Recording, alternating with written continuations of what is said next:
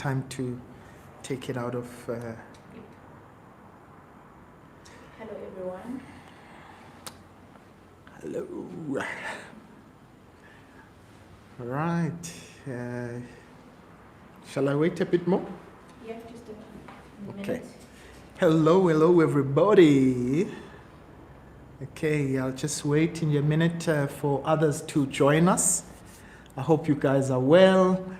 We've been getting quite a lot of feedback, and I've been looking at your comments about paper 1.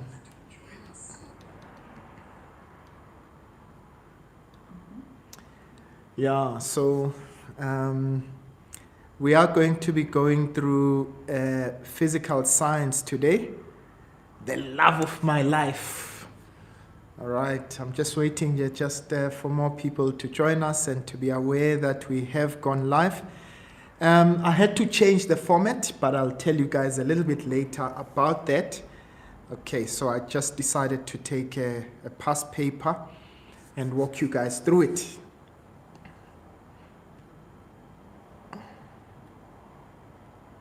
Okay, I'm watching myself as well. I look good. Team, I look good. Okay, looks good. All right.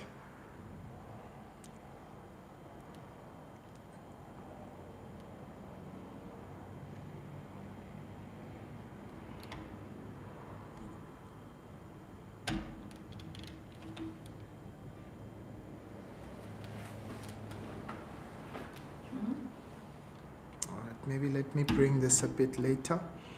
Okay. Good day, everybody. Oh, looks good, looks clean, looks fresh.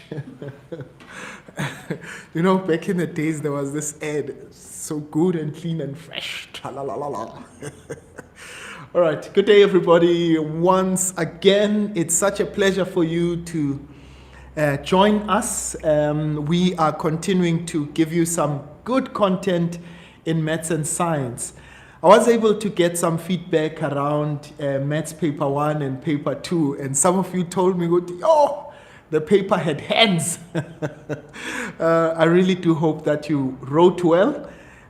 We will be continuing with these live streams, particularly during exam time, so that we are able to walk you through what exactly you need.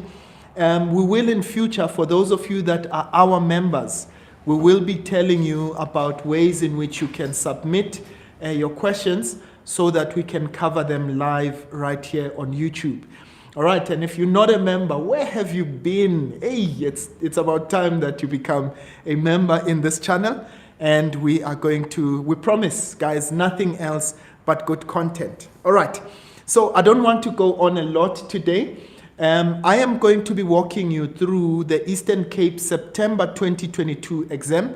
And if you want the link to that question paper, you will find it. We will put it up on the description, on the chat, the live chat tab, right, for this live stream. So you will find it there. And then, there are also some additional resources that we will make available from the same link, so you can actually benefit and find all of those. All right, so also just note that NBTs, our NBT course is live, so that means that for those of you that are preparing for NBTs, really, we've tried to make it as reasonable as possible. If you look at the courses that are out there in terms of NBTs, we've really made it as affordable as possible so that you guys can be able to prepare for NBTs. All right. So without much, team, are we good? Can I go? All right. Awesome stuff. So as I said, I will be going through the Eastern Cape 2022 exam. That was the easiest way in which, one could try and find a way to answer your questions. Right, so requests that have been made are on the following topics. So we're going to cover Newton's laws. Number 2, I am going to cover work, energy, and power. I'm going to cover vertical projectile motion, and I'm going to cover circuits, electricity, and we'll see if we've got time that at the end I may be able to just squeeze in perhaps walking you guys through the Doppler effect. There were some requests that were made there, and I really thought this question paper would help us prepare well. All right, so guys, let me not go on a lot. Let's get right into it. Right, so I am not going to go through section question 1, which is multiple choice. You will, however, find our playlist on multiple choice questions that is already here on our channel. So you will be able to get a lot of those, guys. I would advise, please watch that playlist, prepare well for the multiple choice questions so that you are able to really do well on Friday. All right, let's go on here. We are now going to start with question 2, right? So this is based on Newton's laws. Now I'm going to try to zoom in, all right, when I read the question so that you can be able to see the question and highlight important things. They say 2 blocks of masses, we've got 3 kilograms and 8 kilograms respectively, are connected by means of a light inextensible string. Right, so please note in this case, light inextensible string means that the tension in this case, or rather that the acceleration on the one block should be the same as the acceleration on the other block, and that the mass of the string does not play any role in the question. Right, so they say to us, the string moves over a frictionless pulley. So that's very important. So we've got a frictionless pulley, all right, so meaning the tension on the one side of the pulley should be equal to the tension on the other side of the pulley. And the 3 kg block is placed on a plane that is inclined at an angle of 30 degrees. So they're telling us everything that we see here. And they say a force of 55 newtons, which makes an angle of 15 degrees, with the horizontal is applied to the 8 kg block to move the system of the blocks to the right. Now we know that the system is moving to the right. Okay, so we note that. That's very important. They say the 3 kg block experiences a constant frictional force of 5 newtons. Now I want you to note there's friction that's going to be experienced by this guy. So I'm going to say friction, and that would be 5 newtons. Okay, they said it is 5 newtons. And then they say the coefficient of friction between the 8 kg block and the surface is 0.16. So this guy here, we are given the coefficient of friction. So they said that is 0.16. All right, guys, let's go right into our question. They say to us, state Newton's second law of motion in words. Now, please remember, guys, there are 2 ways of stating Newton's second law. Please remember it, okay? That if a resultant force acts on a body, the body will accelerate in the direction of the resultant force, and that acceleration is directly proportional to the resultant force and inversely proportional to the mass of the object. Okay, now they say to us on the next one, by the way, another way of stating the same law is that it says resultant force is equal to the resultant force acting on a body is equal to the rate of change of a body's momentum. All right, so that is how we are going to state that. Now they say to us, draw a labeled free body diagram of forces acting on the 8 kilogram block. Okay, now I want to go there. I'm going to just remove this over here. So we know that the coefficient of friction is 0.16. All right, I hope that it is visible. Okay, I think I'm going to take the bigger pen. Right, now let's look at the forces that are acting, right? So firstly, we've got an applied force. Okay, applied force. Oops. All right, I did something there. I'm going to go back to the question. Right, so firstly, we had an applied force. Okay, there my pen doesn't want to write anymore. So we had an applied force,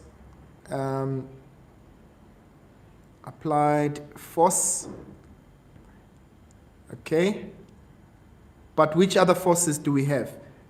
I've got the gravitational force of gravity, or we can just simply say, just so that it becomes easier for us, we can say this is the weight.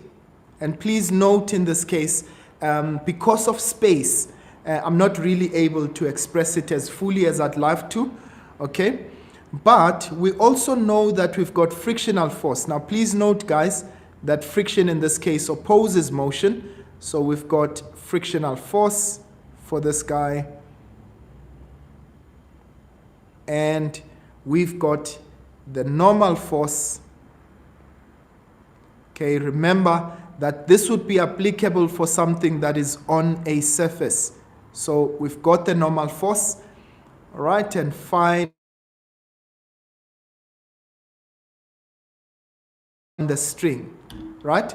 So remember that we still had the tension on the string. So as a result, we've got that tension. To tell which one is greater between the friction and the tension, but I think logic for me would say the tension on the string would be bigger, okay, than the frictional force, but nonetheless we can actually prove that as we actually calculate. Now what I wanted you to note in this case is that this, and because it is out of 5 marks, that means that when you look at the number of forces that are supposed to be there on your diagram, that should be 5 forces, right? So please note that in this case. Right, and let's go to the very next question. They say to us, calculate the kinetic frictional force that the 8 kilogram block experiences. Now guys, I want you to please note in this case, as much as I have just drawn the free body diagram, right? So what I have is that I've got the applied force over there, I've got friction over there, I've got the weight, I've got the normal force, and I've got the tension on the string. Now please remember that in this particular case, right, we know that the applied force is acting in 2 dimensions. It's got a horizontal component, right? So I'm going to call that Fx, but it also has a vertical component. Let's call that Fy. So when I look at the forces that are acting vertically, right, this is going to be very important when we calculate frictional force. So when I look at the forces that are acting vertically, it means the forces that are acting vertically would be the normal force, it would be the vertical component, as well as the weight. So now, very important for you to note that those forces are at equilibrium. Why? Because this block is not moving in the vertical dimension. So I've got the normal force, I've got Fa, or rather Fy, and I've got the weight. Now please, again, I would have drawn this to scale in this case, but please just understand, for the sake of space, I'm not able to do that. Now, all of these forces are at equilibrium with each other. So now what I'm going to say is that my normal force acting upwards plus my vertical, or rather the vertical component of the applied force, right, minus the weight is equal to 0. So all of them are at equilibrium. The sum, the vector sum of those forces is actually equal to 0. So now I'm going to say, which means the normal force. Now why am I calculating normal force? They've given us the coefficient of friction, so we need the normal force to calculate that. So that means that the normal force would be equal to the weight minus the vertical component. And I'm going to show you just now how to go about calculating that.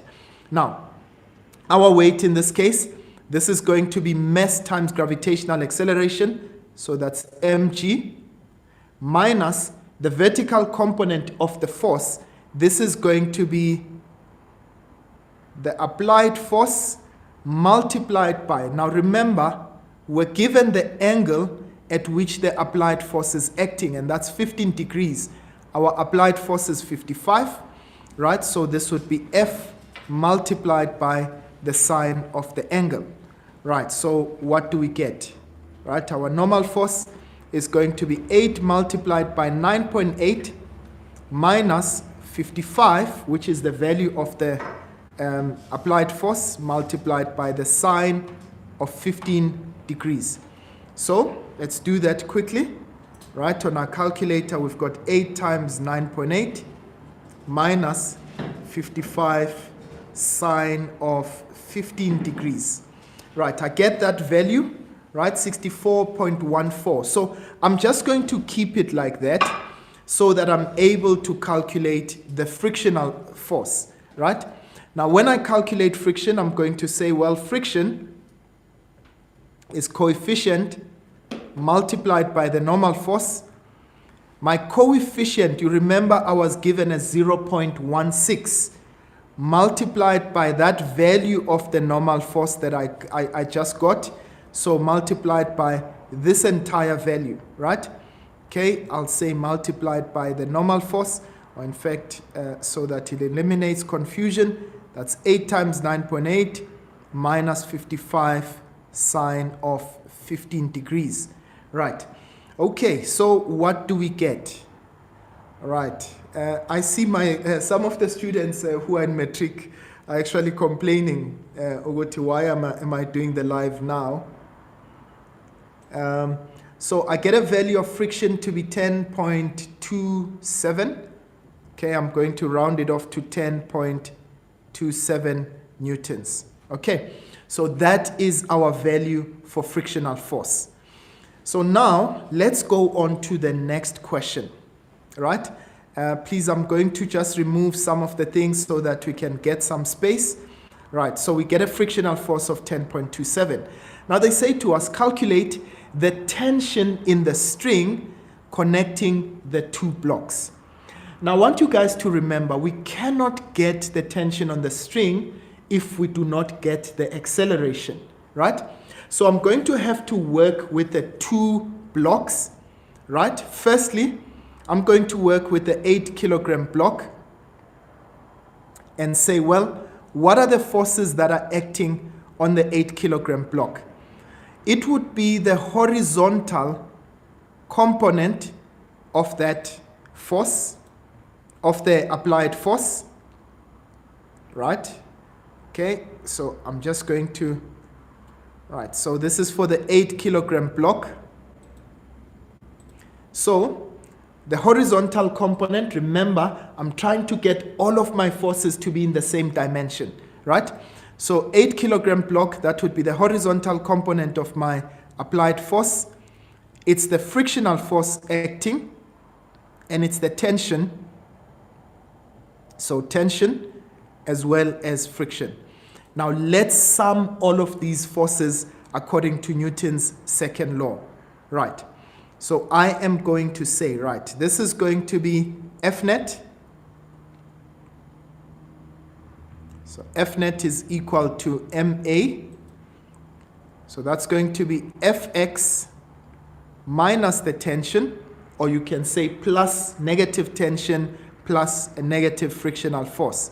So that's minus tension minus frictional force, that is for the 8 kg block, and this would be equal to MA. Right, now remember guys, when you are dealing with the horizontal component, right, remember our applied force, there it is there. The horizontal component will always be Fx is F, the cos of the angle, right? So this is going to be, right, if you don't mind, I'm just going to remove all of this so that I've got space. You've already seen it. If you haven't, we will save this live so that you are able to see those values. All I just need to remember is that friction was 10.27. Okay, right. So in this case, we've got fx, that's f cos theta. So that's 55, the cosine of 15 degrees, minus the tension, which is what we're looking for, minus friction. And we got the value for friction already for the 8 kg block, which was 10.27. And this is going to be 8a. Remember, we were not given the acceleration. Something that I almost forgot to mention. I assumed that the direction of motion is positive. So remember, they told us that the system is moving to the right. So that means that going to the right would therefore be positive. Okay, so now what I'm going to do is I'm going to try and express this in the most simplified manner. Okay, but this is my, this would be, so I'm going to say 55, the cosine of 15 degrees minus 10.27, okay? So I get 42.86, right, minus the tension, and this is equal to 8a. Now guys, I'm going to call this equation 1. This is how I always do Newton's laws, né? Right, I'm going to call this equation 1. And then we go to the next one. Now we are going to the other block, right? We're looking at this guy. Now guys, I want you to please be mindful. On the other block, what do I actually have? All right, I'm going to make some space over here. On the other block, the same tension is pulling this guy upwards on an inclined plane, right? So what other forces are there? I know that there will be the parallel component of gravity. So that's Fg parallel. Now, please remember that gravitational force always acts vertically downwards. But because we are dealing with a system that's on an incline, we always break that gravitational force into two components, right? So the perpendicular component, right, as well as the parallel component. So in this case, you're going to have normal force. I know that we're not necessarily going to use it in this case, but we've got also the perpendicular component of gravity. Right, I wanted you to just see that. So I've got the tension that's pulling us upwards. I've got the parallel component of gravity, and I've got all of those other forces. Now, let's try and find an expression for this. We know that F net is equal to MA. So I'm going to say this is tension, right? Okay.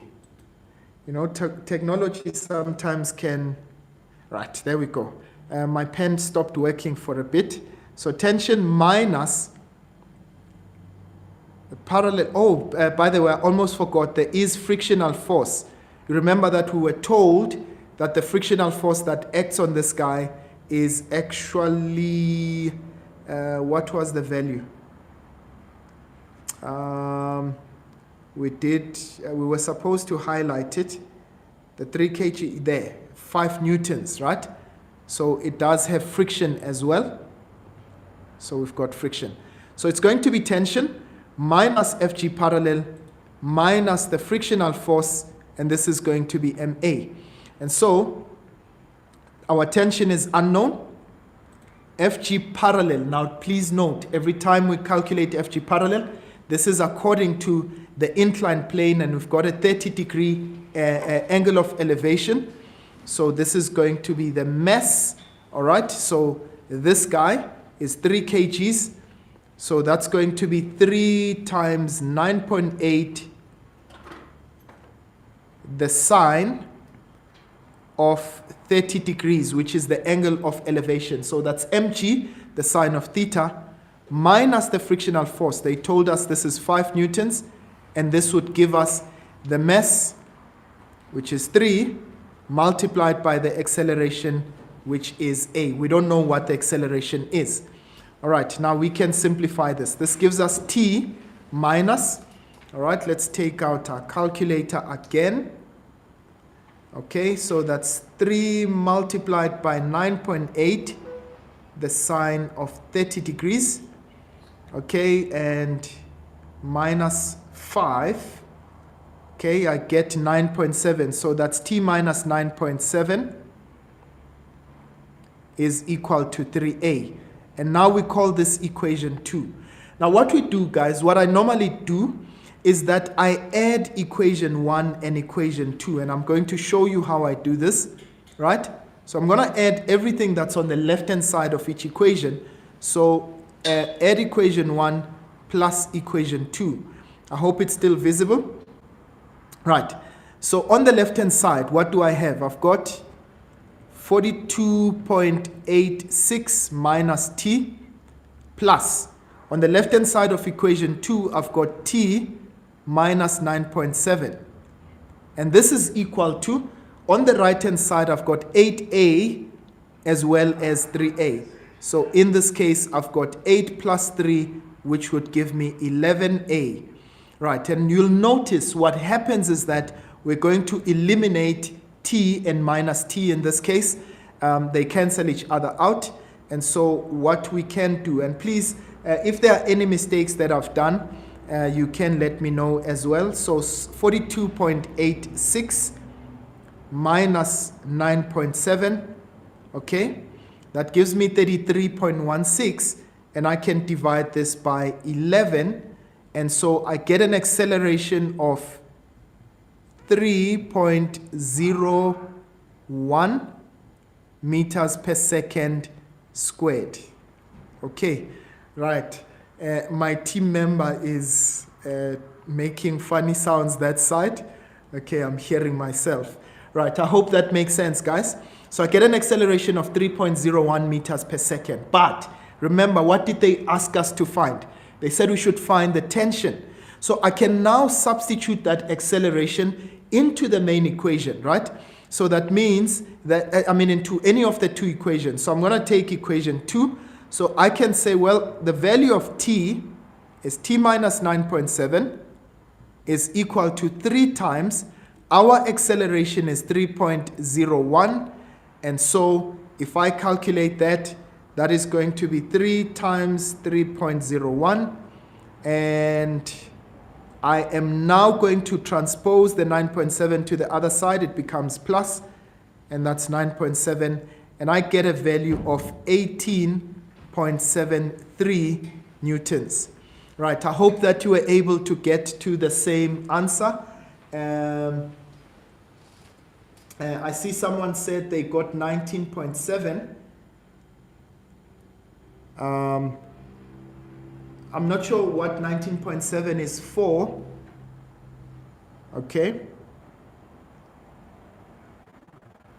All right, but it's 9.7, not 19.7. Okay, thank you, Princess. Princess got the same value. Nonetheless, I think the most important thing is that you get the steps of how to actually go about this.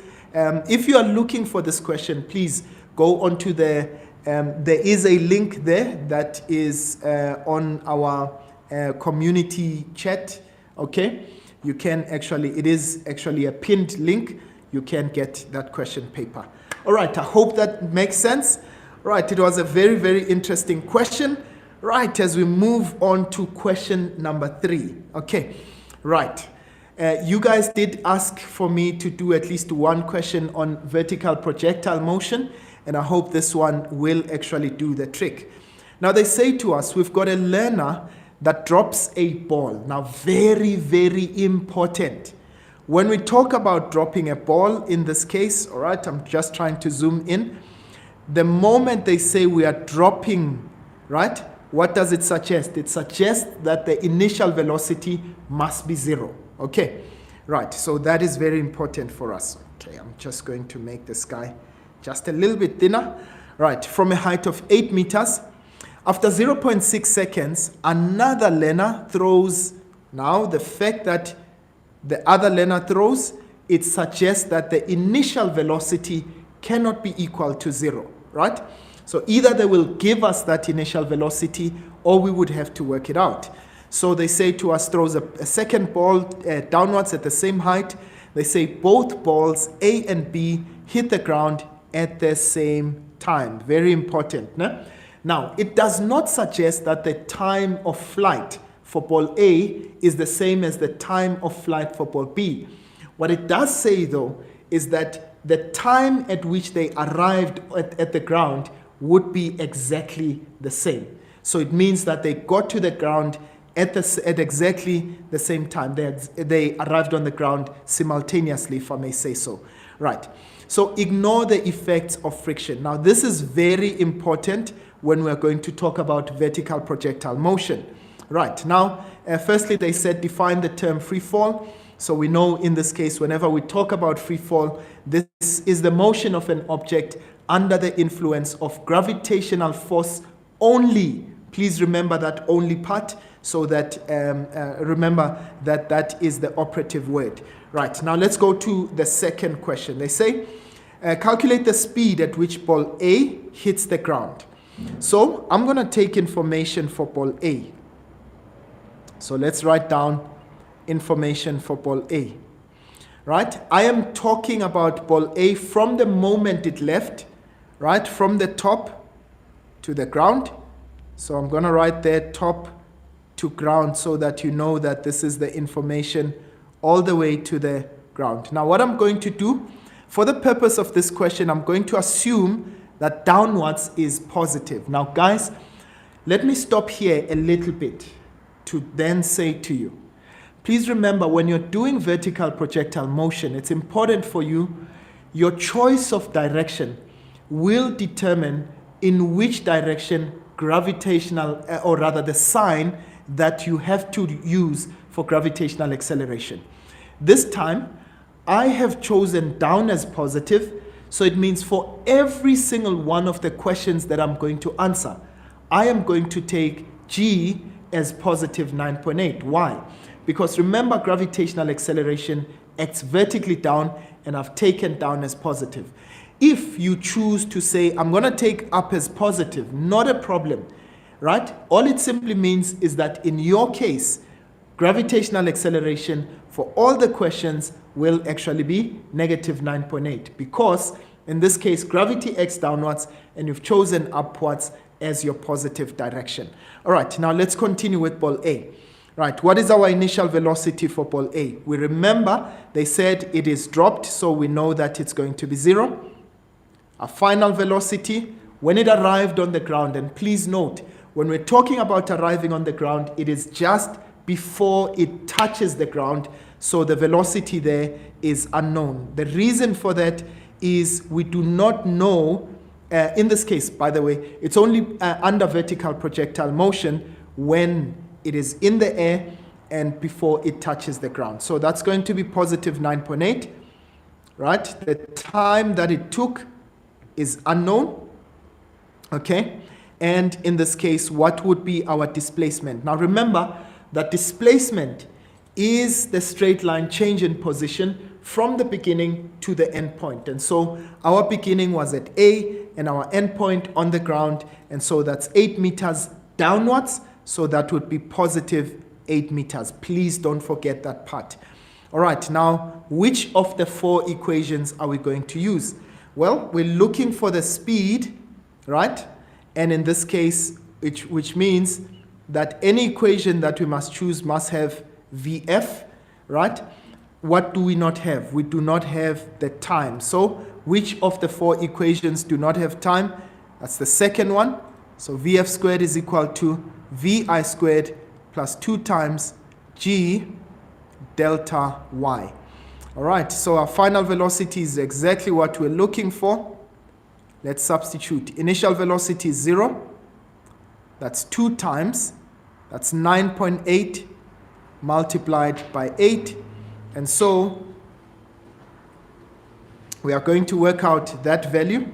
In fact, we might as well say VF is the square root of. Now, please note, whenever you take a square root, you can end up with plus or minus.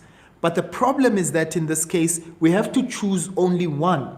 We've assigned downwards as positive, so which means our VF has to be positive. So that's going to be positive 2 times 9.8 times 8. And let's calculate that. That's 2 times 9.8 times 8. Okay, I get a value of 12.52 meters per second. Note that that velocity is actually downwards, but they said we must calculate the speed. So in this case, the examiner does not expect me to talk about the direction. Okay, right. I'm only doing this for the sake of perhaps later on, if they want us to draw the graph, we know where we are standing in terms of that. Now they say to us, ball B was thrown downwards, right? So they want us to calculate the speed at which ball B was thrown downwards. Now guys, I want us to please note in this case, I'm going to just remove quickly the information for ball A, and I want us to talk about ball B just now. So when I look at ball B, remember we threw ball B downwards. So our initial velocity is not 0. The initial velocity is unknown, and that's exactly what they want us to find.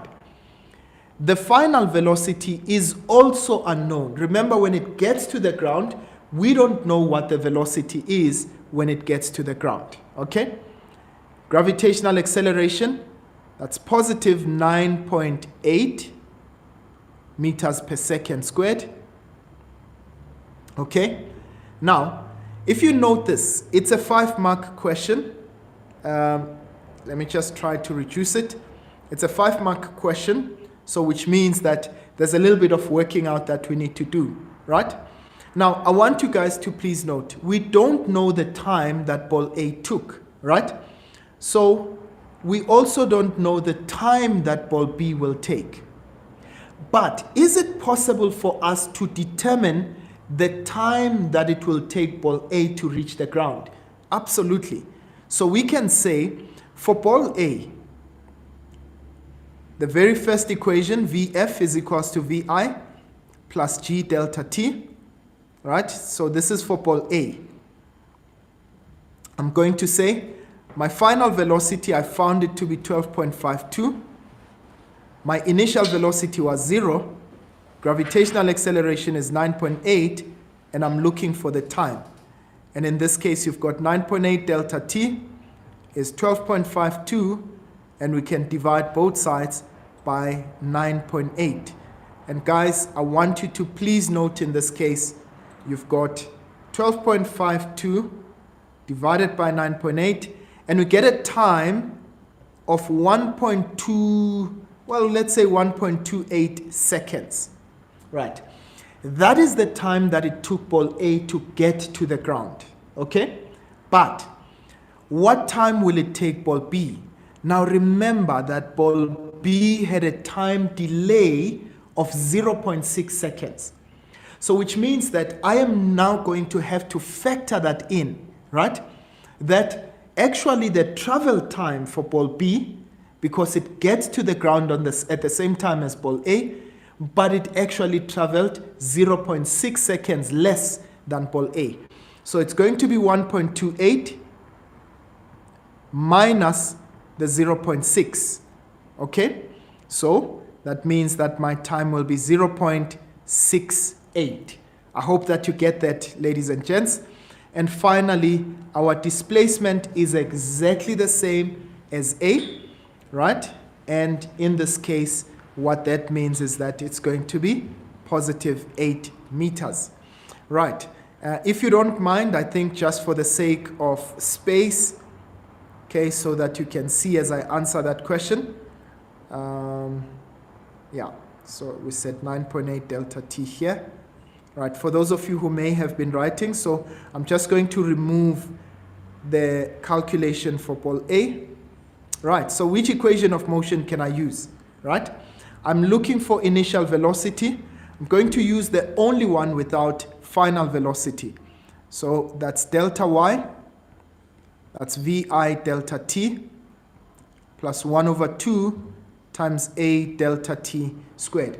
Guys, I'm going to try and look at your questions, and particularly for those of you that are members, that are asking questions, but I'm going to try to look at your questions.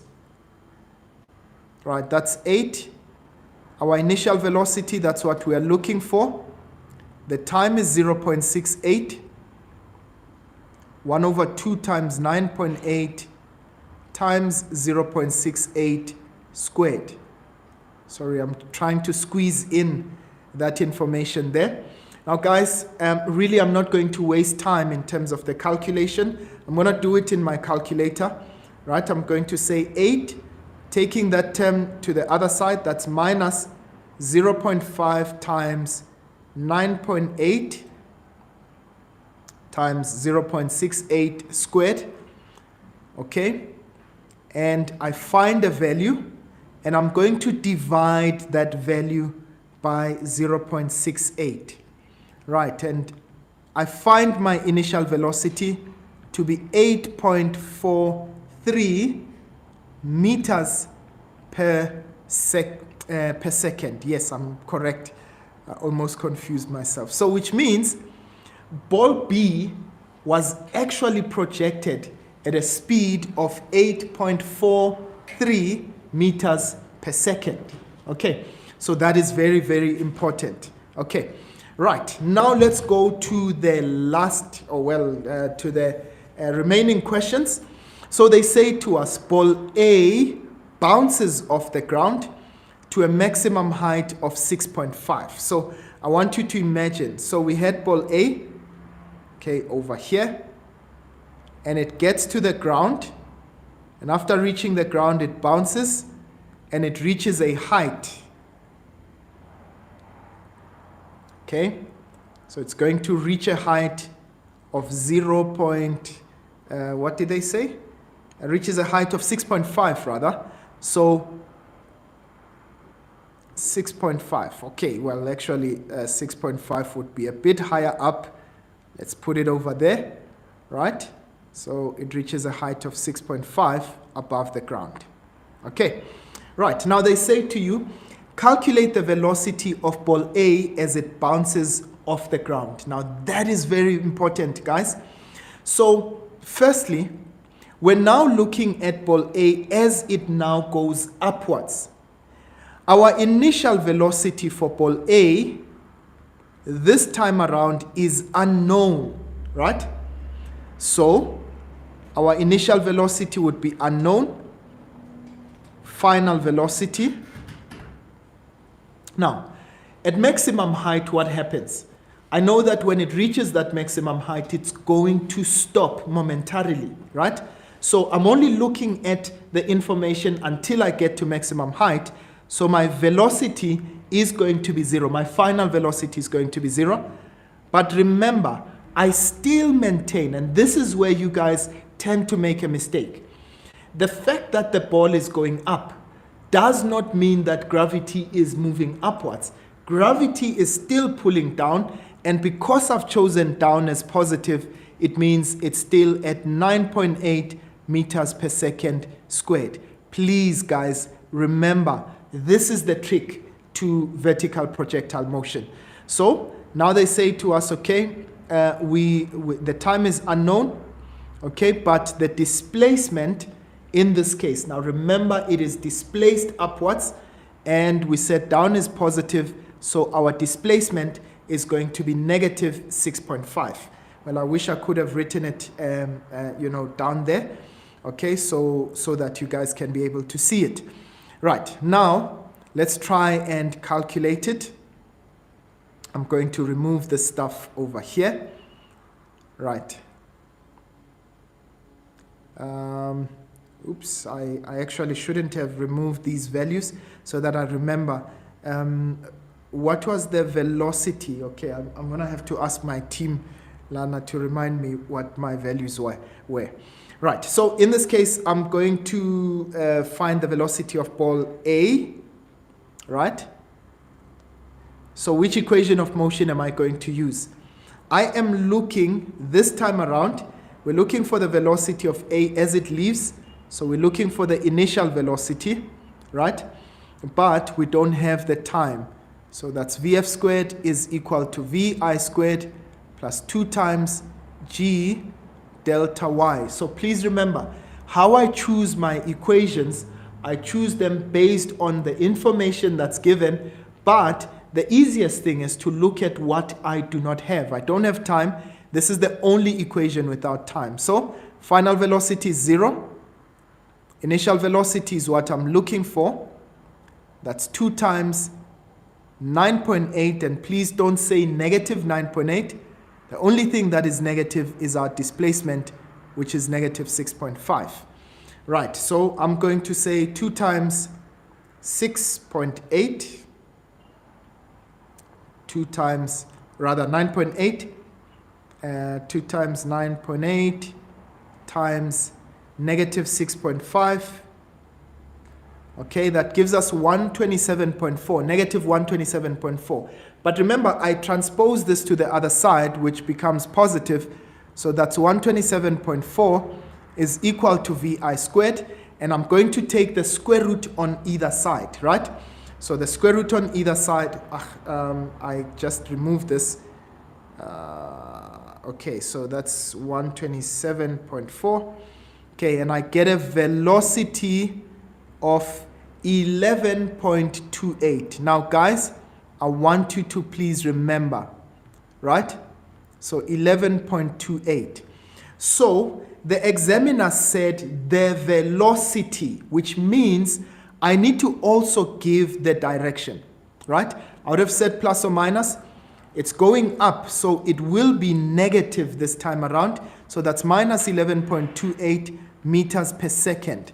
Now this might probably be very important when you are going to draw the graph a little bit later on, if they ask you to draw the graph. So which means our initial velocity was 11.28 meters per second, and this must be upwards.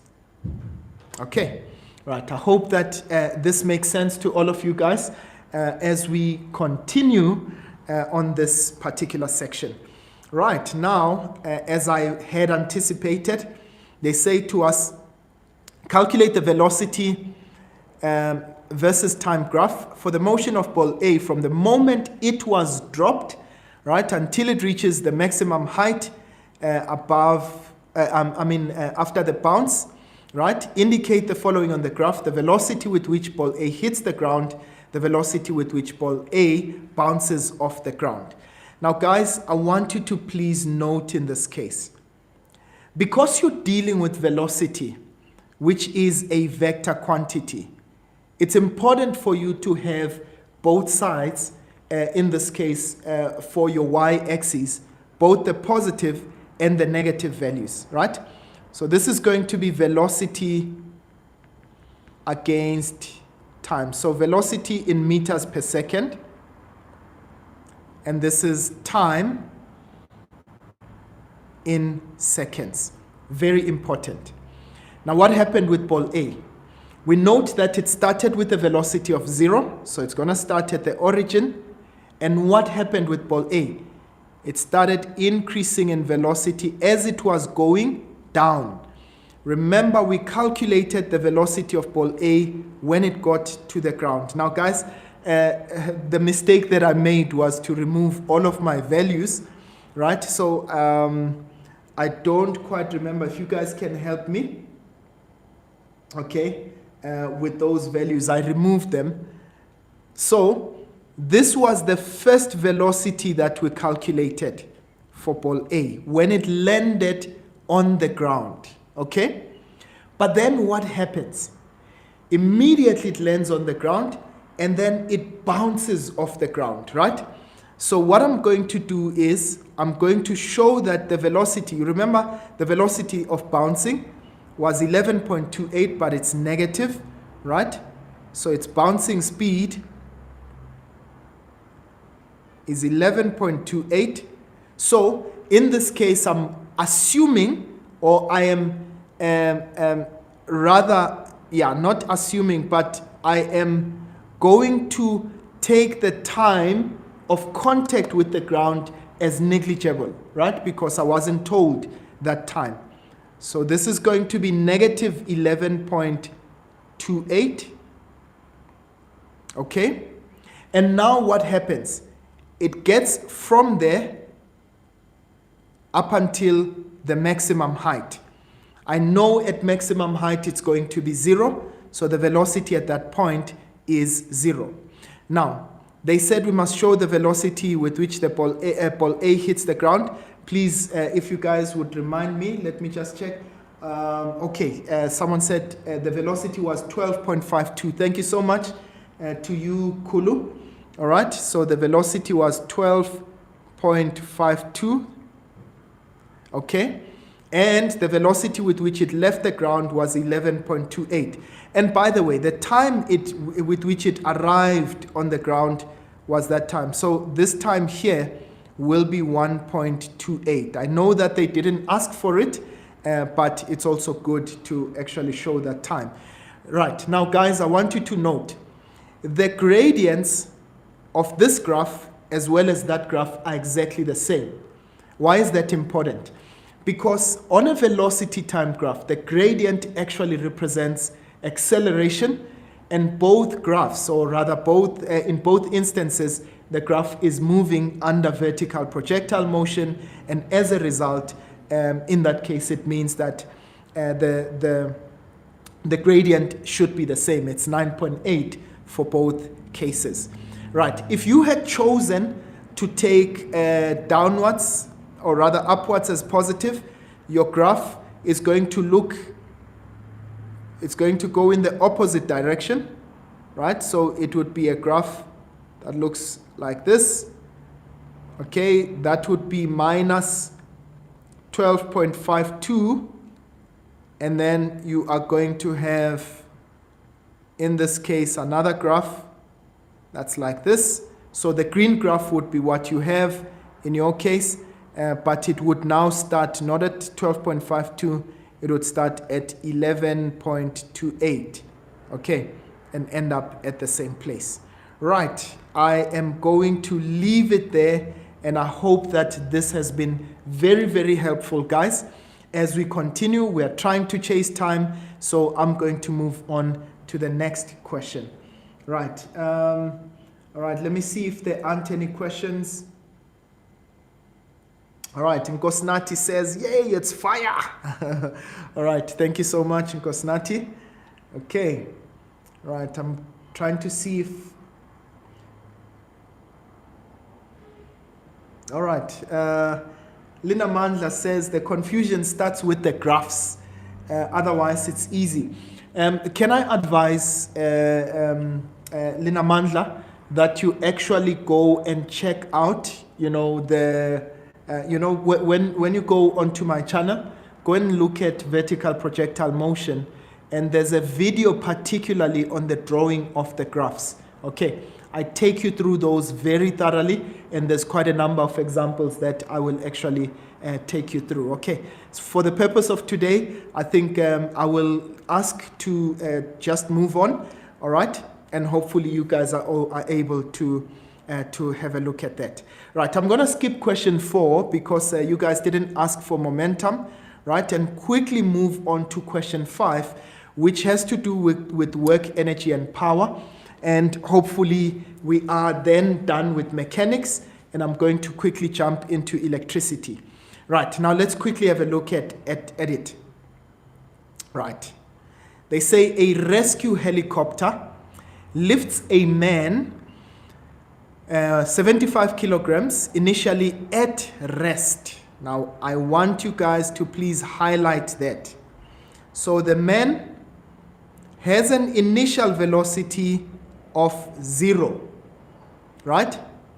So lifts a man vertically upwards by means of a light, inextensible, massless cable. So which means the mass of the cable, of course we know that's not true in real life. That means the mass of the cable in this case will not be factored into this question, right? Will not form part of our data. Right, so they say while the man is lifted to a height of 12 meters, the average tension, right, of the cable is 3,600.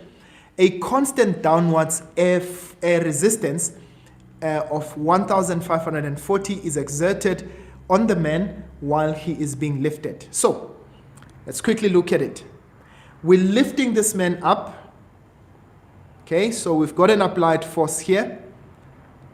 So force applied, and in this case our force applied is 3,600 newtons. Again, what we note is that there's some air resistance. And remember, friction opposes motion, right? So air resistance, force of the air, or you can say force of friction, in this case of 1,540 newtons. Okay? And then, what I also have, remember that you still have the weight of the man, right? So, the man has got a weight in this case. All right, and we can always find out what the weight is. That's mass times gravitational acceleration. That's 75 times 9.8. And so what that gives us is 75 times 9.8. That gives us 735. So that gives us 735 newtons. All right, now let's go into the question. They say, state the work energy theorem in words. Now, can I say this, ladies and gents? Every time they ask you to state a theorem, right, or the any principle of physics, then the chances are that you are going to have to use it in the questions that follow, right? Now they say to us, draw a free body diagram of all forces acting on the man as he is lifted upwards. Well, we've kind of done that. We took the liberty. Now, guys, can I please ask this? That every time that you are drawing a free body diagram, right, please label the diagram with words that are full, right? In this case, you can't just give acronyms. Otherwise, if you do give acronyms, then write down the key to those acronyms. So if you say W, tell us that this is the weight of the man. Weight of man. If you said FA, tell us that it is the force applied by the rope. Okay? And if you say FG, then you are going to say force of gravity. But in this case, we said let's say FF in this case for air friction.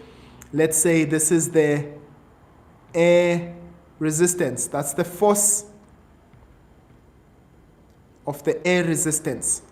Okay, right. Please note, if you do not write or if you do not label the forces in full, you are going to lose marks. Okay, right. So I want you guys to please remember that. Let's go on to the next part of the question. So they say to us,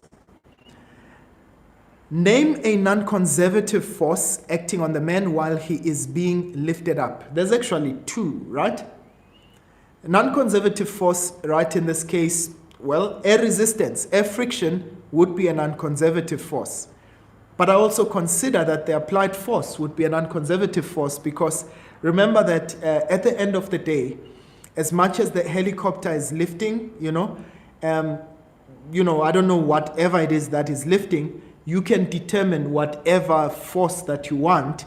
At the end of the day, it isn't necessarily a force that's always given to be constant. Gravitational force, or the weight, is actually the only force that is constant, that is conservative in this case. Right, so they say to you, but I suppose they were looking for friction, right, air resistance. So let's go for the next one. They say calculate the work done on the man by gravitational force while he is being lifted. All right, let's do that. So when it comes to work done, we always say, so the work done by the applied force, that's force applied times the displacement. So they told us that we are lifting this man to a height of 12 meters, multiplied by the cos of angle theta. Now, guys, I will say this again. When I teach this section, the angle theta is the angle between direction of motion, so we are going upwards, and the direction of the force in question. So both the motion and the force are actually going upwards. So the angle between them, right, is 0, right? So in this case, it means that we're going to say force applied, that's 3,600, multiplied by displacement, which is 12, the cosine of 0 degrees. Okay, right, and let's find that force there. That's 3,006 multiplied by 12. Cos of 0 is 1, so that will give us 43,200 joules.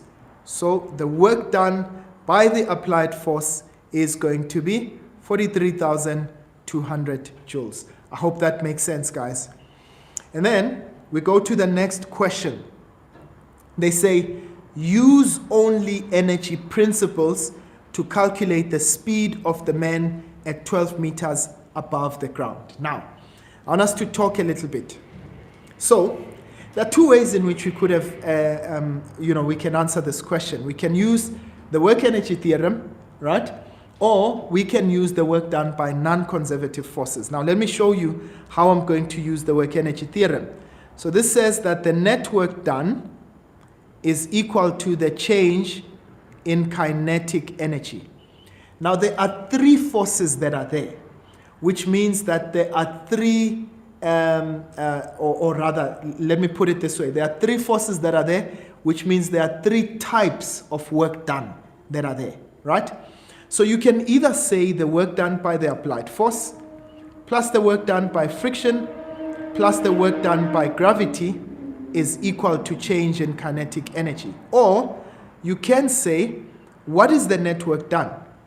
This is F net multiplied by delta x, the cos of theta. Now, what I'm going to do, guys, is let's calculate what our net force is on the side. So F net, right, that's the sum of forces, the vector sum of forces. I know that we're going up, so I'm going to take all the forces going up as positive. So it's going to be the applied force minus the frictional force, F friction, okay? I'm going to say FA, or rather let's say FF to be consistent because we said it's friction, minus the weight of the man, right? So our applied force, that's 3,600, minus the frictional force, F friction was given as 1540, minus 735. Okay, now I'm going to say something very important. 3,600 minus 1540 minus 735. You remember we calculated that weight, which was mass times gravitational acceleration. So I get a force of 1325. What force is this?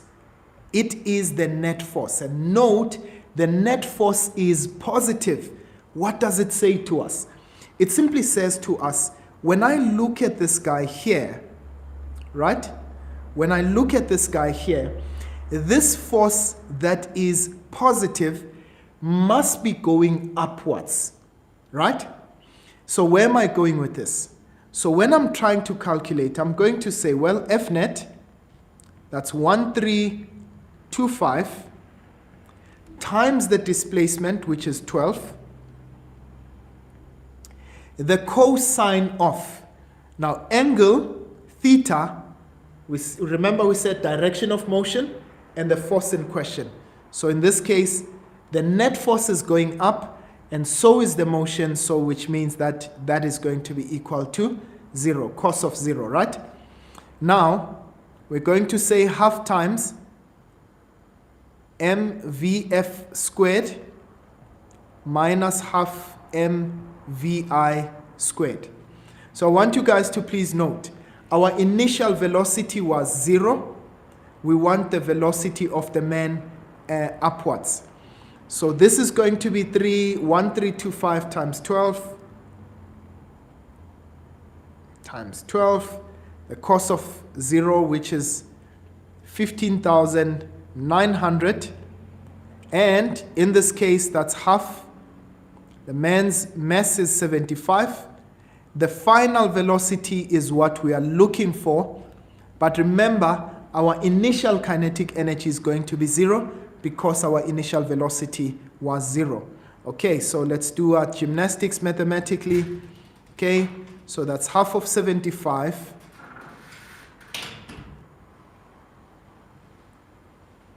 We get 37.5 Vf squared is 15,900. Okay. Team member, we still good? We are very good. We live on TikTok as well. Oh, nice. That's 37.5. So we cancelled those two. Apparently we are live on the other platform. I dare not say. 15,900 divided by 37.5.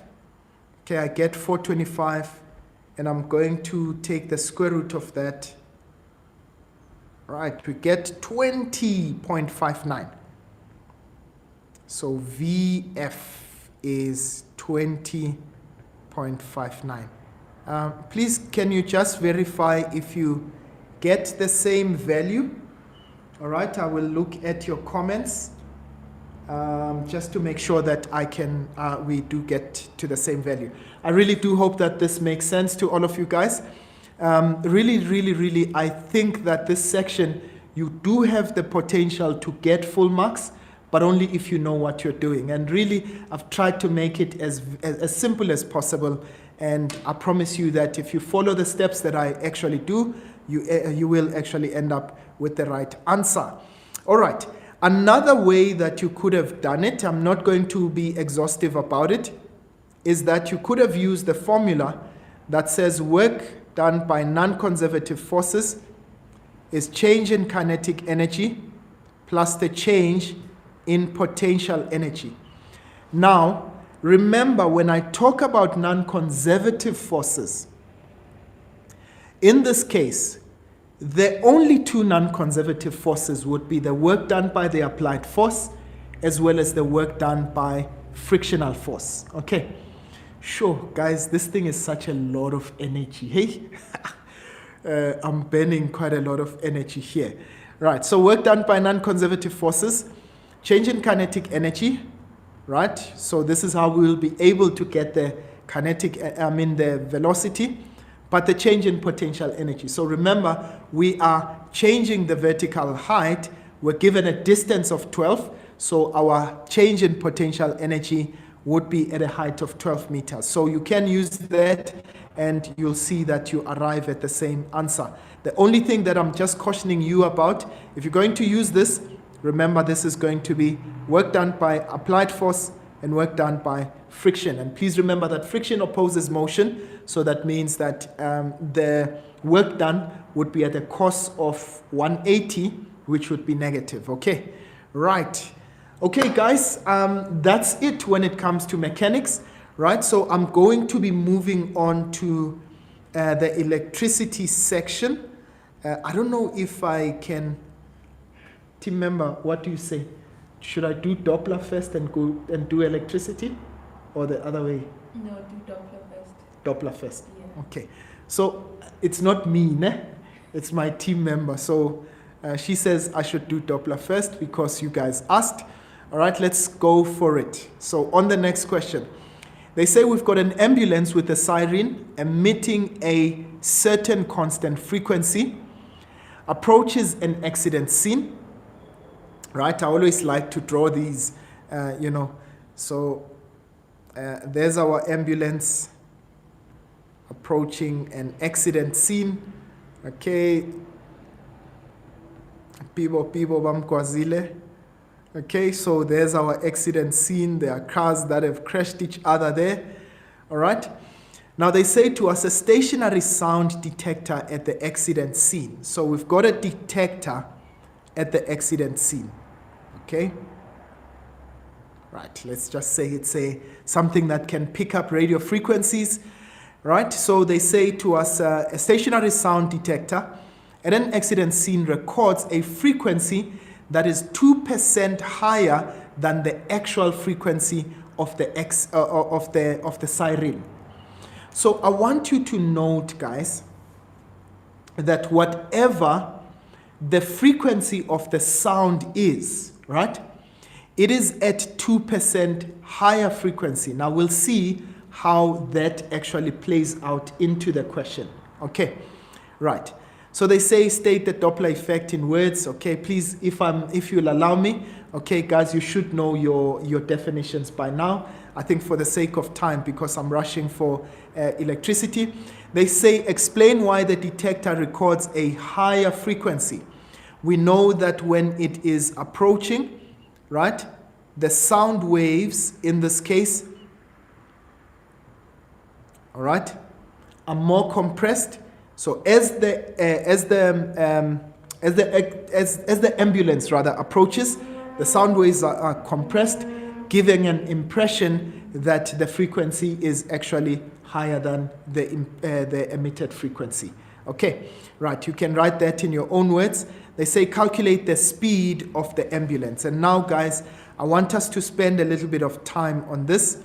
Right, so what I'm going to do is that we know we are dealing with the detected frequency.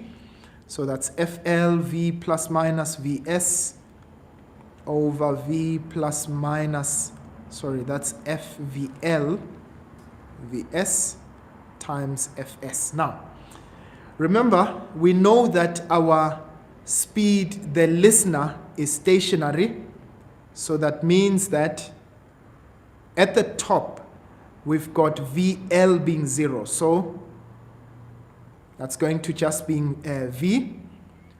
Now, at the bottom, guys, I want my frequency to be higher than the detected frequency. So if you think about fractions, if this is my fraction for the emitted frequency, what type of fraction would it need to be? It would have to be an improper fraction so that I end up with a higher value.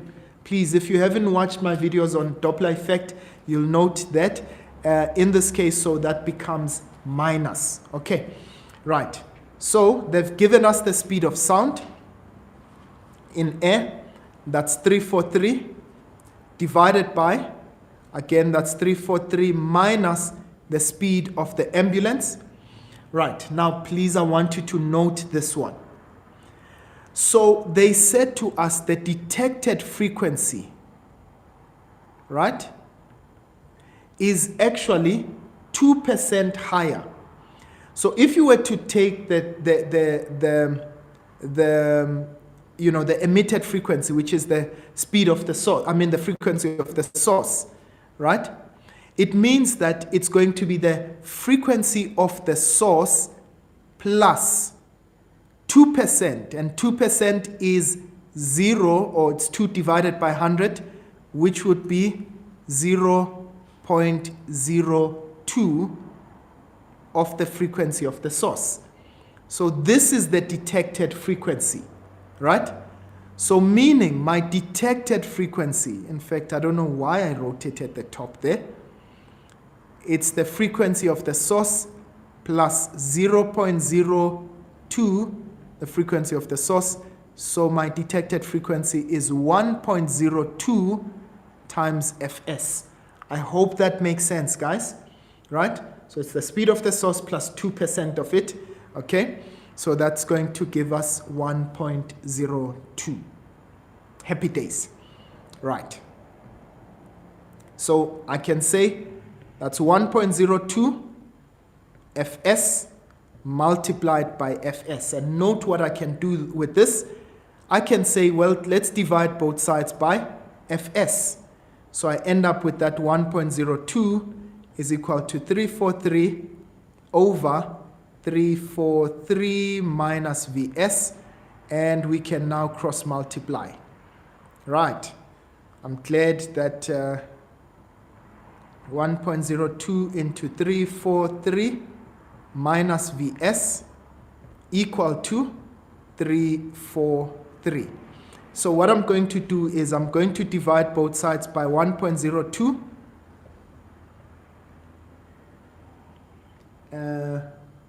All right. Right. Uri says she's lost. Where have I lost you, Uri? I think so is Tsilane. Okay. Also saying that she's lost. I think it might be the confusion here.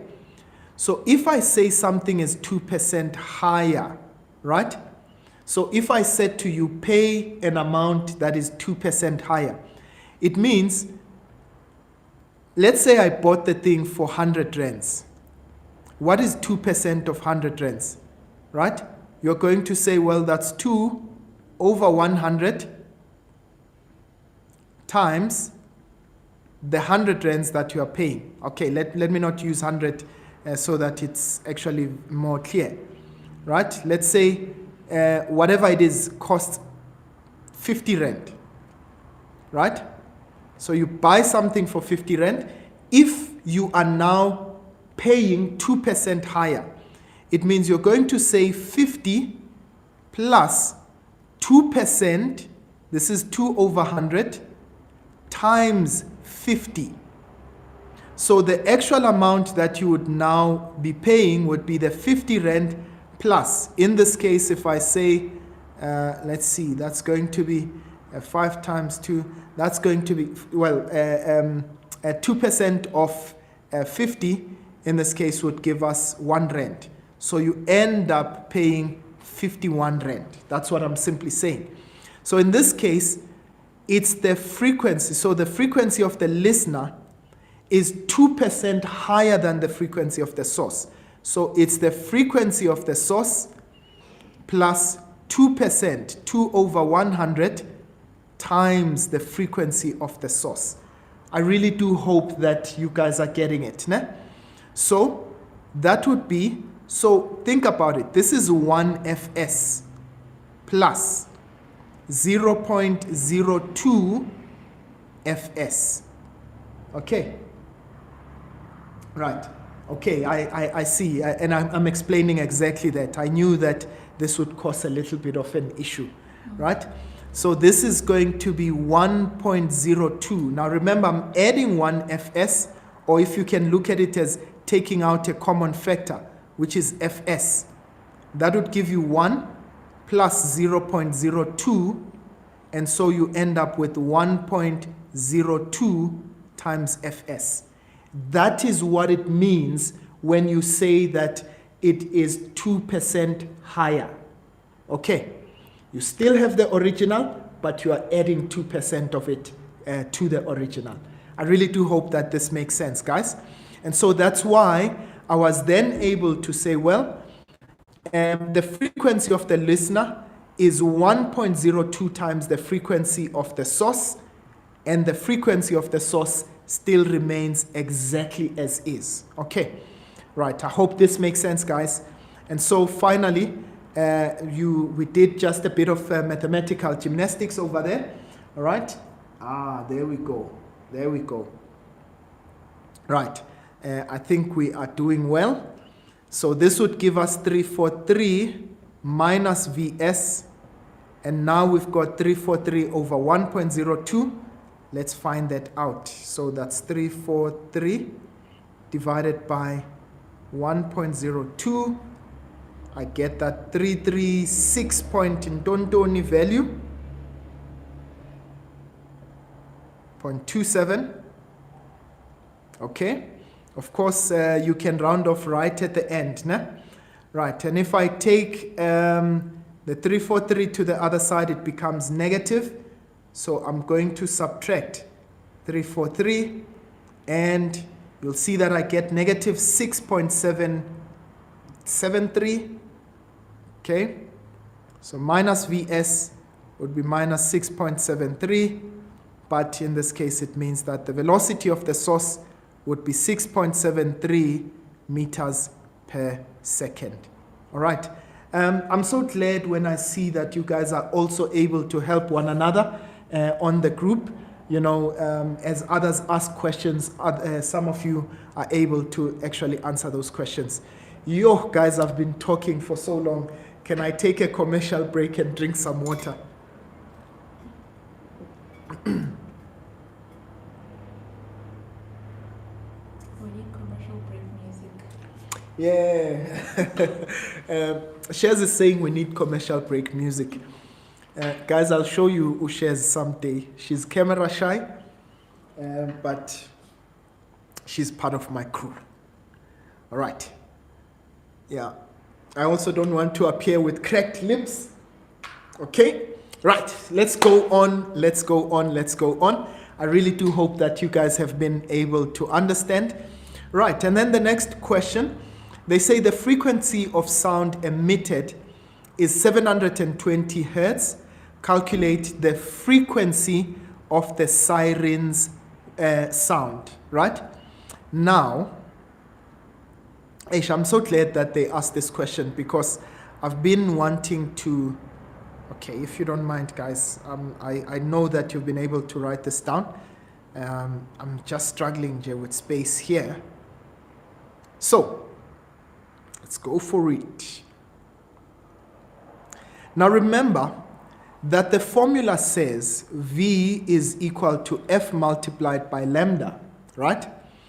So, which speed is this? This is the speed of not the speed of the source, but this is the speed of the sound in that particular medium. In this case, we're given the speed of sound in air to be 343. So please, when you substitute this, use the speed of sound. Nah? Right, that's multiplied by the frequency, right? They said that's 720, and we're looking for the wavelength. And so we're going to divide both sides by 720. Okay, and our wavelength is 343 divided by 720.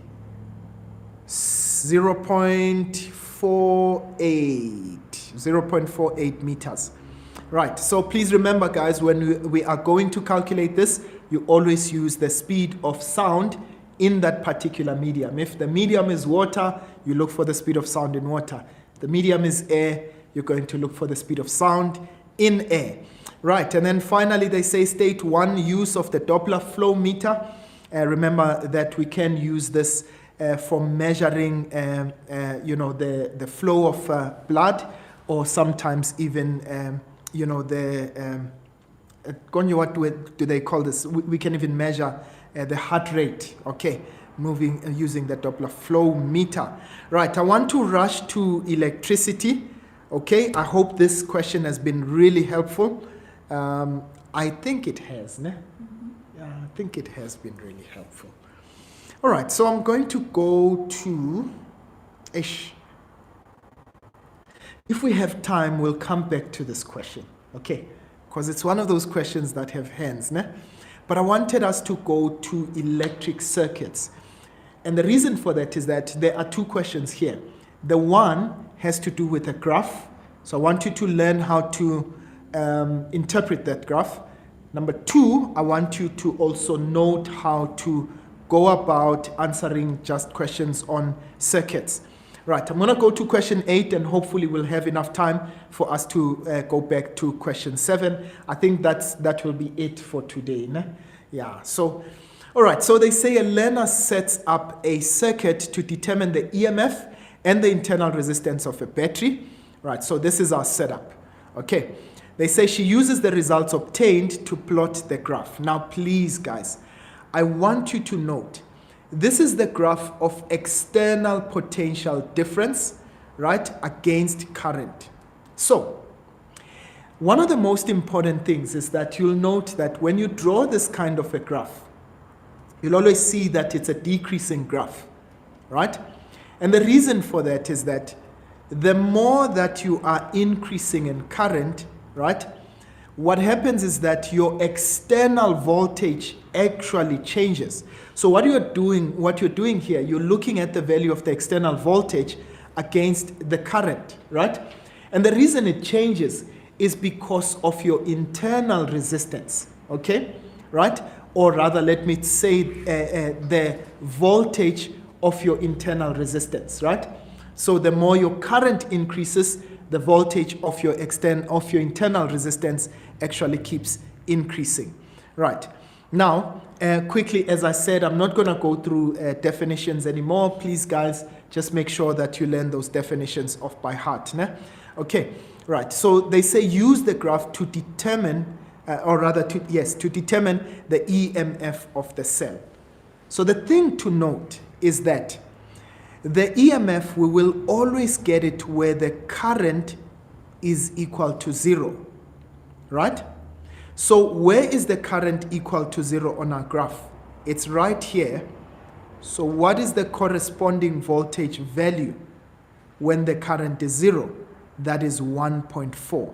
Okay, right. So this value here shows you the value of your EMF. But why is that? Because remember, once, let's say we had a switch here. If I open the switch, okay, that means that current is no longer flowing, right? So what happens? The value that I get, my voltmeter is able now to get the full value of the EMF of the battery because my V loss would actually be 0 volts. There is no loss in voltage because our current is actually 0.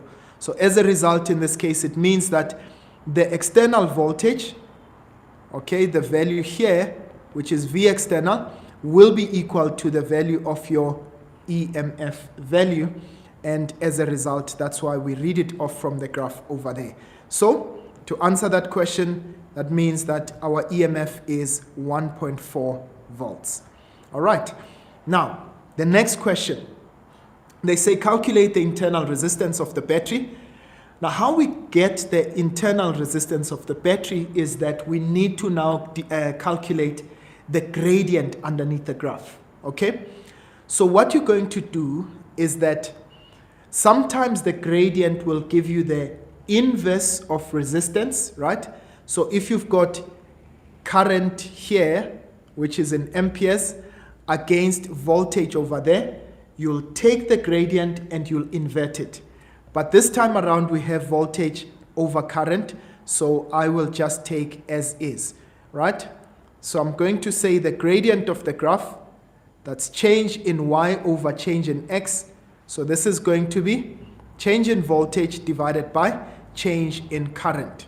So I'm going to take my values right at the end. So change in voltage, 1.4 minus 1.2. So that's 1.4 minus 1.2 divided by, when my voltage was 1.4, my current was 0. And when my voltage is 1.2, my current is 2.5. You can see that's the value right there. The current is 2.5. All right, now what am I going to have? Okay, you'll see that the value comes out as negative, but remember, we do not have negative resistance. In this case, we will simply have to express it as a positive value. So I'm going to have 1.4 minus 1.2 divided by 0 minus 2.5. 2.5. Okay, I get a value of negative 0.08. Okay, so therefore, my resistance, so my internal resistance is going to be 0.08 ohms. Please remember that internal resistance or resistance generally is measured in ohms. All right, guys, I hope that makes sense. I wanted to really go through this question because it's really one of those questions that you can get for tomorrow, okay, or rather for Friday. Okay, now let's go for it. The next one. They say to us we've got a circuit, right, that is connected as shown. The resistance R, which is connected in parallel with the 4 ohm resistor, okay, is unknown. The battery has an EMF of 15 volts, okay, so we know what the EMF value is, and an internal resistance of 0.5 ohms. Right, they say when the switch is closed. Now, can I please pause a little bit, guys, and say to you, so if the switch was open, what would happen to the external circuit? Well, there would be no current that is flowing into your external circuit. As a result, it means that you would not have that entire part to include in your circuit. In fact, including all of those resistors, right, that are there externally. But in this case, they tell us that the switch is closed. They say the voltmeter reading, note, becomes 13.5 volts.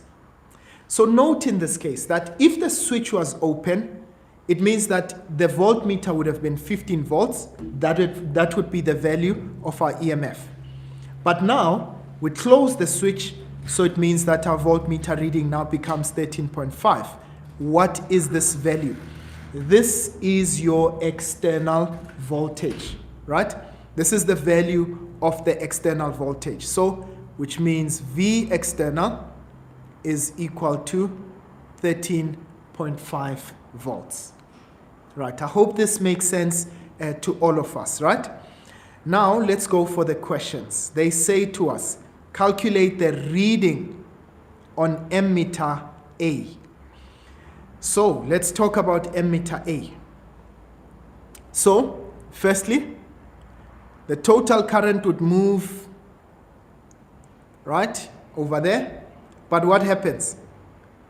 When we get to this node, some of the current goes to resistor R. Some of that current goes through the 4 ohm resistor. Okay, so we know that therefore it means that resistor R and the 4 ohm resistor must be in parallel to one another. Okay, so how are we going to go about this? We want to find out what is the current that is passing through there. And please, guys, don't overwhelm yourself. We're going to take it one step at a time, né? Right? Sometimes you might not have all the answers. Right. Now, if I look at this, if I were to use my EMF, I've got EMF and the resistance there, the internal resistance. So let's say if I were to use EMF, I know what my total current would be because EMF would be equal to V external plus V internal. Okay? Right. But in this case, I know that my EMF is 15 volts. I know that my V external is 13.5. That means that my V internal would be the difference between the two. So V internal would be equal to, now please guys, I want you to note that my internal voltage would be 1.5 volts. Okay, right, now if you note this, but I know what V internal is, V internal would be the total current. The total current passes through that internal voltage there, multiplied by the internal resistance. So you can say this is 1.5, okay, is equal to 0.5, which is R, multiplied by the current. Now, our current is 3 amperes. So I want you guys to be very, very careful, right? So which current is this? This is the total current. It's the blue current. It's the current that is passing through those resistors over there. The current that passes over there. So now, I want you guys to please note something very important. Would I be able to find out what the voltage is across my 3 ohm resistor? Right? I know the current here, but I know the resistance. Now, why do I want to do that? Because I want to find out what is the voltage for these resistors that are in parallel. So the voltage in parallel would be the voltage in parallel plus the voltage of the 3 ohm resistor, right, would give me the external voltage, which was that 13.5. Okay? Right. This is really quite a tedious question, I must admit. Okay. So let's find out the voltage of the 3 ohm resistor. That's total current multiplied by the resistance. So what do I get there? I'll get 3, that's the value of the current, multiplied by the resistance, which is also 3, right? And that gives me 9 volts. So the voltage across my resistor, my 3 ohm resistor, is 9 volts. Now, what is my voltage in parallel in this case? So V parallel would be equal to the external voltage plus the voltage of the 3 ohm resistor, minus rather, the voltage of the 3 ohm resistor. Now, remember, why is that? Because the 3 ohm resistor is actually in series, right? It's in series with that parallel combination. So the voltage here plus the voltage here will give us the total voltage. In this case, when I talk about total voltage, I'm talking about the external voltage that is given as 13.5. Remember that once we talk about EMF, we are now including the internal resistance. So V external, that's 13.5. V, the voltage of the 3 ohm, that's 9. And so 13.5 minus that 9 will give us 4.5 volts. So that's how we will get that voltage. Yo, guys, this question has hands, eh? Definitely has hands. Okay, now where I want us to go in terms of this, I really want to show you in this case. So I know that when I'm in parallel, the voltage is the same. So which means the voltage across R is 4.5. It's the same voltage. And the voltage across the 4 ohm resistor is also 4.5. So they asked me to calculate the value of the current and which current is passing through there, right? It is the current that passes through the 4 ohm resistor, will also pass through that emitter A. So I am going to say, well, the current there will be V parallel divided by the resistor. So that's 4.5 divided by 4. And what do we get? 4.5 divided by 4. Right, that gives me 1.125, but I'm going to round it off because the examiner always uses 2 decimals. So I'm going to represent it as 1.13. All right, I see there's a question here. So does this mean that the V on top of the internal resistance is always V external? Yes, that's what it means, right? If it covers both the battery as well as the internal resistance, right? So if it covers both the battery and the internal resistance, then it must mean that it is the external voltage. Okay, so in this case, I want you guys to please note that that would be the external voltage, and as a result, that's why we said in this case that's going to be 13.5. Okay, right, yes, V internal is equal to V loss, so it depends on what you want to look at it as, or what you want to term it as, V loss or V internal, that's exactly the same thing. All right, finally, they said calculate the resistance of resistor R. It looks like we might have some time, Nyana, to go through that question.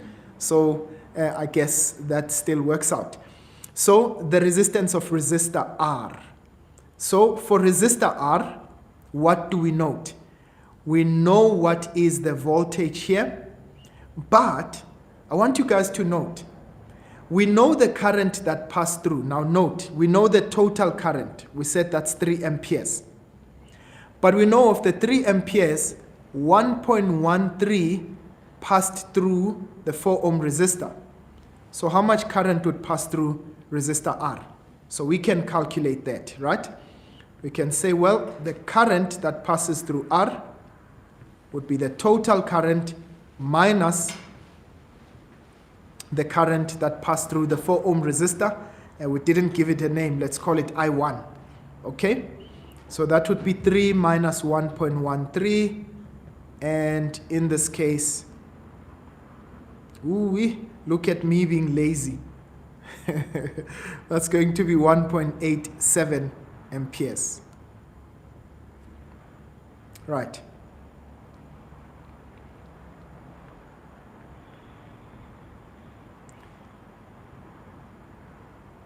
So that's 1.87 amperes. So to get the resistance of R, all we need to do, that's going to be V over I, right? The voltage is the parallel voltage, that's 4.5. The resistance is 1.87. So 4.5 divided by 1.87, that gives me 2.41, right? 2.41 ohms. Please verify this for me. Zintle is saying, I can't hear you. Zintle, I'm sure it has to do with your device. Please, can you verify, make sure you check all the things that have to do with your device. I think I'm still audible. My team members will also let me know if that is not the case.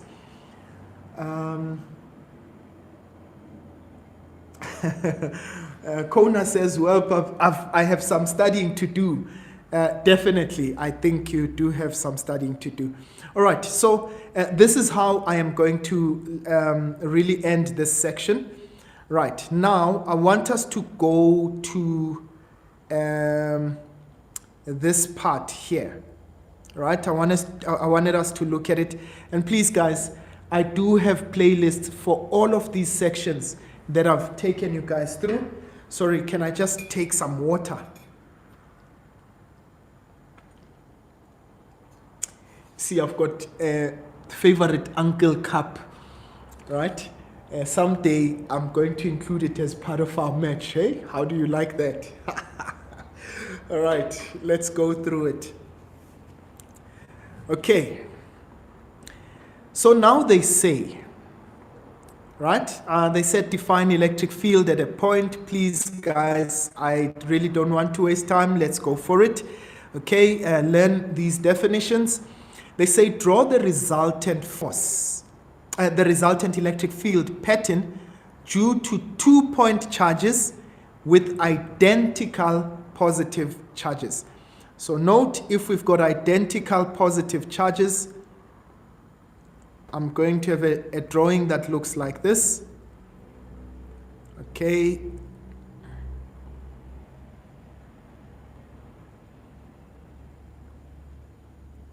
Right. And our field lines, remember, must not cross each other.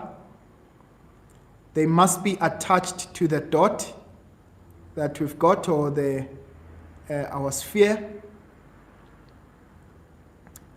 Now, because they're identical, it means the number of lines that I have, what we call the field line density, should be exactly the same.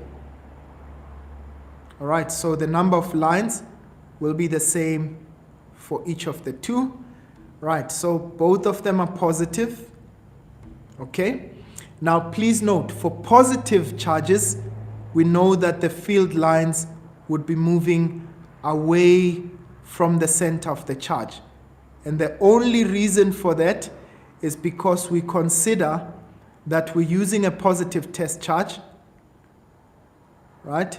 So we're using a positive test charge. And so what this simply means is that we are going to have, you don't necessarily need to show that there, but it always is helpful to show that it's a force of repulsion between them. All right, now let's go to the next part, guys. Now they say to us, draw a, no, actually that's the one we've just answered just now. They said two identical spheres, S and T, right? Yeah, my voice is really getting a little bit rough now. So we are almost done. So they say two identical spheres, S and T, are placed with their center 0.5 meters apart. Point A is 0.1 meters to the right of sphere S, and they say, as shown in the diagram, the charge on sphere S is positive 10, while sphere T carries an unknown positive charge of similar magnitude. So we need to just remember that that charge is also positive, right? Right, so they said to us, positive charge of similar magnitude. Okay, are they then saying, right, so T has got a similar magnitude. Okay, so that means that it's also going to be 10 microcoulombs. Okay, right, now they say to us, calculate the net electric field strength at point A, or rather they say the net electric field strength of point A is 4.7 times 10 newtons per coulomb to the left. Calculate the unknown charge of sphere T. Aibo, guys. Did I not just read that it's unknown positive charge of similar magnitude? Hi. I am assuming, all right, so I'm going to choose the fact which it's unknown. So, because if we say similar magnitude, then it assumes that it's going to be 10. It's going to be the same as the one of QS, right? So this guy is unknown, all right? But they did say to us it's positive, right? So they say the net electric field strength at A. Now, please, I want you to note, guys. At A, we are going to assume that we've got an imaginary positive charge, right? And what's happening to that imaginary charge? It's experiencing a force away from QS. So QS is repelling this guy, right? Is pushing this guy away. We assume that A would be the one that would be moving, so it would move to the right. Nah? So this is the field due to sphere S. Now, but they say the net electric field is to the left. Yeah. So that means the charge to the right is positive, such that it is now exerting a field to the left, but that field must be bigger than the field due to S. And why is that?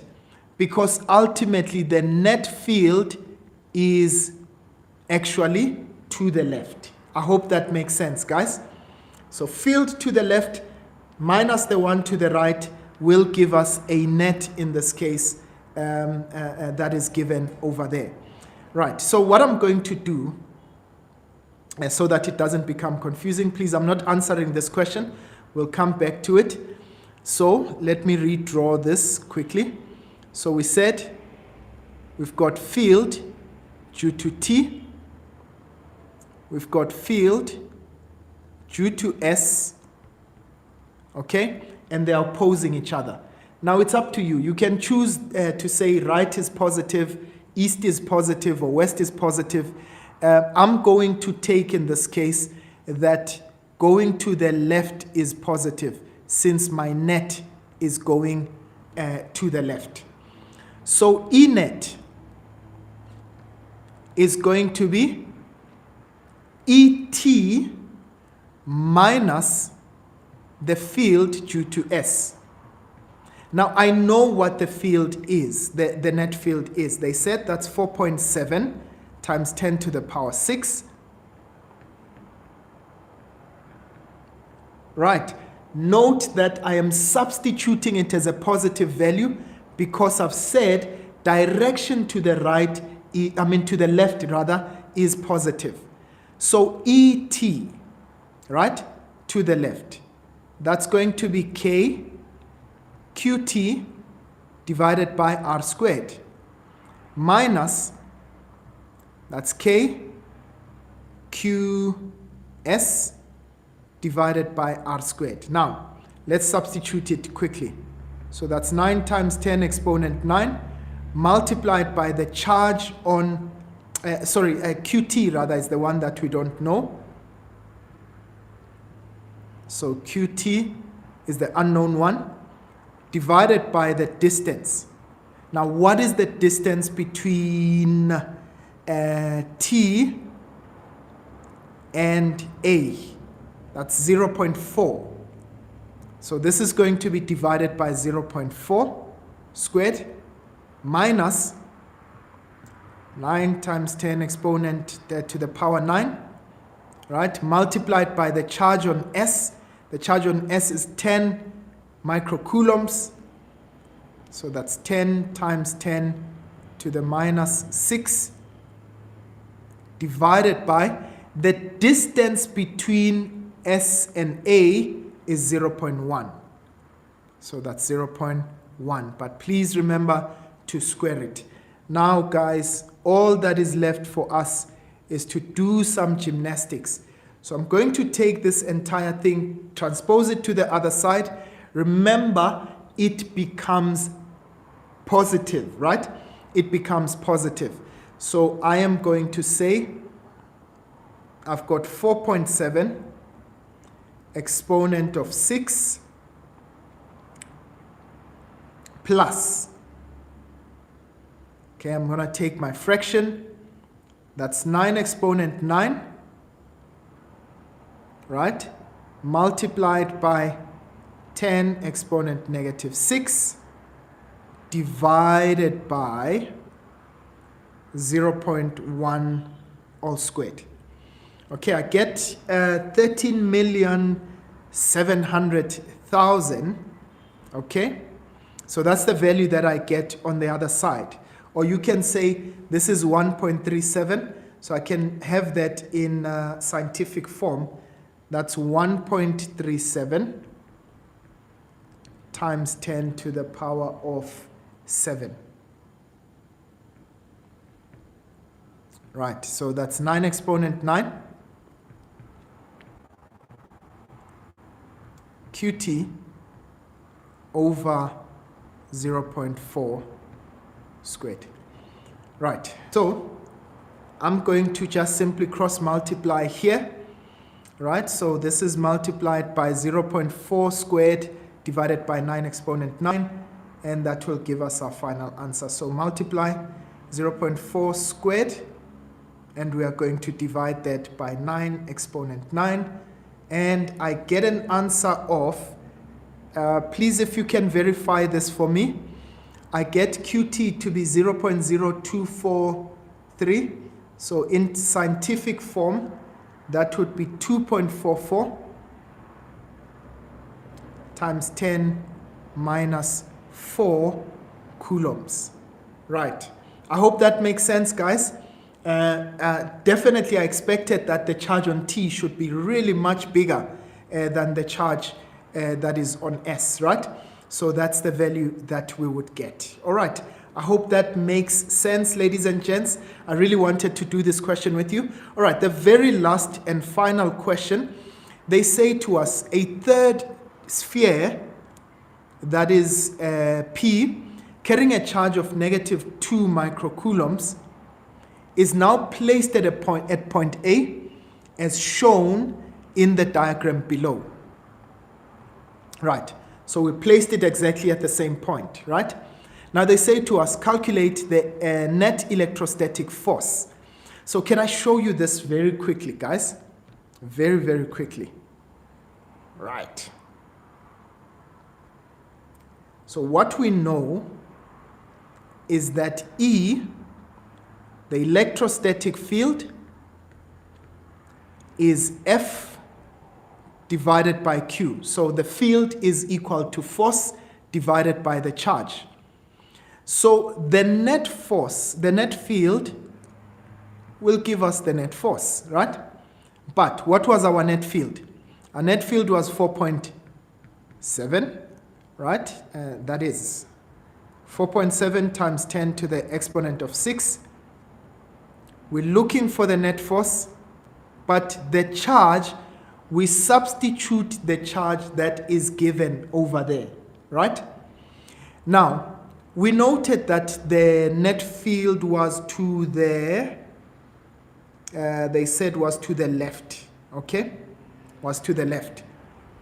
But in this case, the force will be to the right, and I'm going to explain this just now. Right, you don't need to substitute the magnitude of the charge. So that's times 2 times 10 negative 6. Okay, sorry, I'm going to remove all of this here. Okay. Right, I didn't acknowledge. Apparently, we are live on TikTok. For those of you that are joining us on TikTok, welcome as well. Thank you for joining us. All right, and finally, what is our net force? If we cross multiply that out,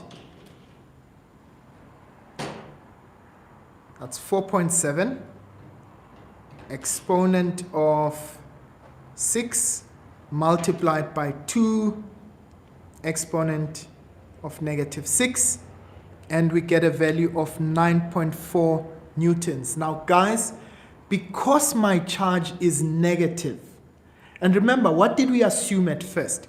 We assumed that we use a positive test charge, and that's why our field was to the left. But because my charge that is given here is negative, it means that the force will be in the opposite direction. So that means that my force will be to the right of that charge. Guys, this is really how the cookie crumbles. We are going to end it here. On record time, 2 hours to the dot.